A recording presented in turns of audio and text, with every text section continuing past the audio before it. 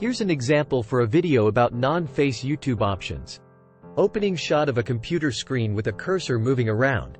Voiceover. Hi there, and welcome to this video about non-face YouTube options. If you're interested in creating content for YouTube, but you're not comfortable showing your face on camera, there are still plenty of options available to you. Cut to a screen recording of a tutorial. Voiceover. One option is to use screen recording. You can record your computer screen while you demonstrate a tutorial or explain a concept. This is a great option if you're teaching software or want to share information without being on camera. Cut to a video with voiceover. Voiceover. Another option is to use voiceover.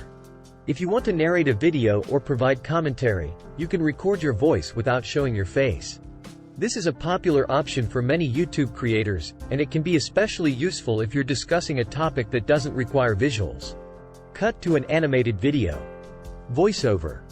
If you're creating educational or informative content, you can use animations or graphics to convey your message instead of showing your face. This option is great if you want to add some visual interest to your content, and it can be especially effective for topics that are complex or abstract. Cut to a video with a mascot or avatar. Voiceover. Finally, you can create a mascot or avatar to represent you on your channel.